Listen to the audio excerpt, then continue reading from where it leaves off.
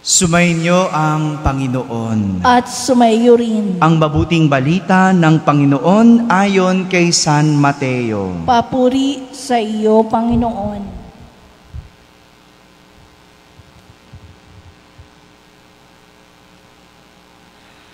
Noong panahong iyon, sinabi ni Jesus sa kanyang mga alagad, "Kayo ay asin sa sanlibutan. Kung mawalan ng alat ang asin, paano pang mapapanauli ang alat nito?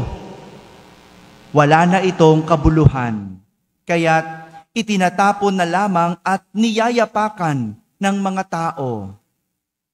Kayo ay ilaw sa sanlibutan. Hindi maitatago ang isang lungsod na nakatayo sa ibabaw ng burol. Walang nagsisindi ng ilaw at naglalagay nito sa ilalim ng takalan.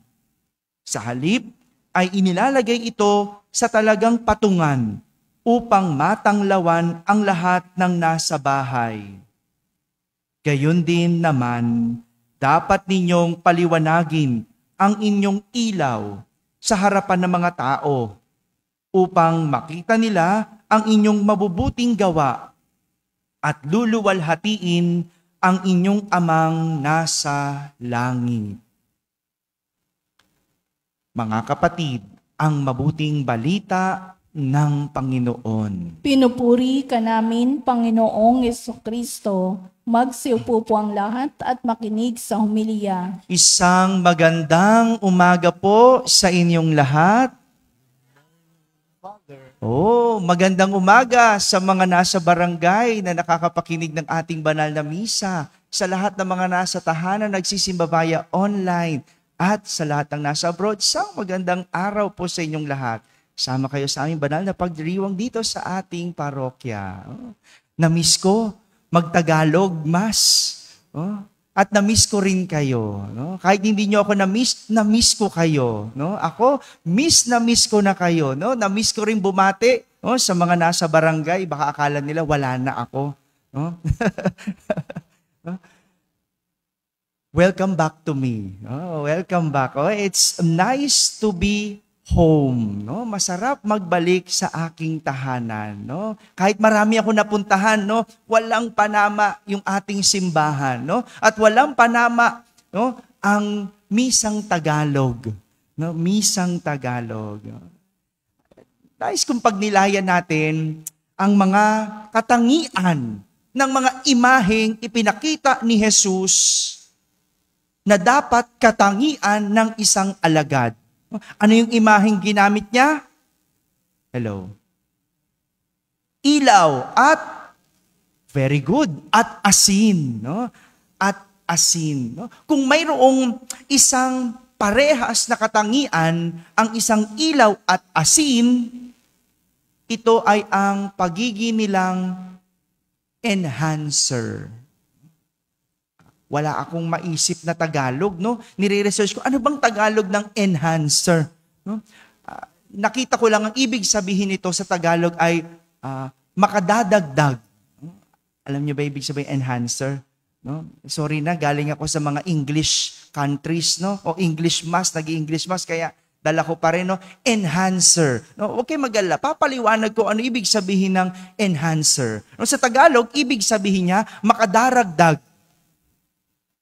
Gaya ng asin, kapag nilagay sa pagkain, hindi asin ang nalalasahan.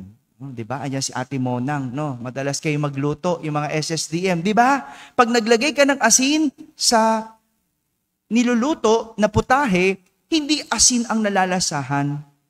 Bagamat may sarili siyang lasa. Anong lasa ng asin? Maalat. Pero nakadadagdag siya ng lasa sa isang pagkain. Hindi siya pwedeng mangibabaw na kapag natikman mo, ang malalasahan mo, asin. Hindi pwede, di ba? Pag sumobra ang asin, ano mangyayari? Pag ang asin ang nangibabaw, ano mangyayari? Magiging maalat. Hindi masarap ang pagkain. nakadadagdag lang siya ng lasa. Nakadadagdag lang siya ng sarap. Enhancer. No? Gaya din ng ilaw. Hindi siya ang napapansin, kundi ang kanyang iniilawan. Tama? Hindi siya pwedeng mangibabaw. Kundi, pag nangibabaw ang ilaw, ano mangyayari? Nakakasilaw. No? Halimbawa, itong ating altar, di ba? Maganda na yan.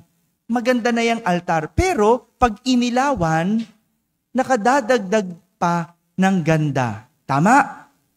Pero saan ka nakatingin? Sa altar o sa ilaw? Sa altar. Hindi mo tinitignan yung ilaw. Tama? Enhancer. Nakadadagdag. Mga kapatid, ganito po ang tinuturo ni Jesus sa kanyang mga alagad. Yan ang pagkakalarawan ni Jesus sa isang alagad. Hindi pwedeng mangibabaw, kundi ang tao ay masisilaw. Nakadadagdag lang sila. Enhancer. Parang isang ilaw at asin. Itong ibig sabihin ng pagiging alagad. Hindi siya ang bida, kundi marunong sumuporta. Hindi siya ang makinang, kundi meron siyang sariling kinang. Hindi siya ang lalasa, pero nagbibigay siya ng lasa. Dahil ang totoong bida at ang dapat kuminang ay ang kanyang sinusundan. Kanya ng pagiging alagad. Maliwanag ba yon? Ang ibig sabihin ng enhancer? Alam nyo, naalala ko po, nung ako'y nasa dati ko pang assignment, no? Hindi ko nasasabihin sa inyo. Pero alam ko, madali nyo namang hulaan eh. No? Nung nasa dati pa akong assignment, ako ay naka-assign doon sa mga lingkod na bibigay ng kanilang serbisyo sa simbahan. O, yung mga lingkod simbahan. At takang-taka ako, tuwing Biyernes, ang daming nagsiserve. O, alam niyo na kung saan yun, no? Tuwing Biyernes, nagsisiksikan sila sa Biyernes. At hindi lang yan, nagsisiksikan sila sa isang oras ng misa. May tinatawag sila doon prime time, no? May ganun pa, no? Natakang-taka ako. Monday to Thursday at Saturday, kulang mag-serve.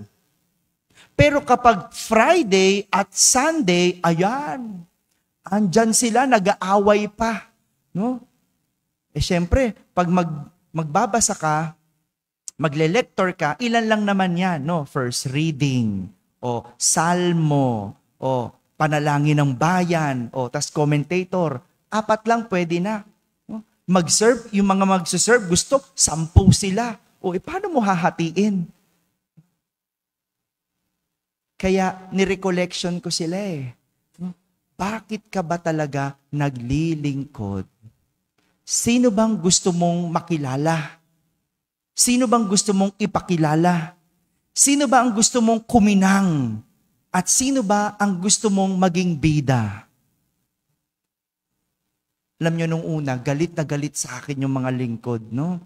Galit na galit, no? Kasi binabawalan ko raw sila maglingkod. Sabi ko, hindi nyo nakukuha ang punto. At nang binasa ko sa kanila, ang pagbasang ito, ang ebanghelyong ito, naliwanagan sila. Naliwanagan sila. Ang misa, pare-parehas yan. Kahit magmisa ka sa barangay, sa loob ng kapilya, sa loob ng simbahan, basilika, misa yan. Dahil yan ay presensya at andyan ang presensya ng Panginoon at hindi nababago. Pero minsan tayong mga lingkod namimili. Bakit? Kasi gusto sumikat. Gusto makilala. Gusto maging bida. Hindi ganyan ang pagiging alagad. Kung dyan mo tinitignan ang iyong pagiging alagad at pagdilingkod, magdalawang isip ka. Dahil para kay Jesus, ang isang alagad ay asin at ilaw. enhancer lang. Pag ang asin ang nangibabaw, hindi magiging masarap ang putahe. Kapag ang ilaw ay masyadong maliwanag, hindi magiging maganda sa paningin. Nasisira nito lalo ang isang bagay. Kaya maganda, paanyaya sa atin, kung ikaw ay isang alagad ng Diyos, enhancer lang tayo. Ang dapat na makilala ay ang Diyos. Ang dapat na kuminang ay ang Diyos. Ang dapat na malasahan ay ang Diyos. Dahil tayo ay mga pandagdag lang ng kinang at lasa ng ating sinusundan.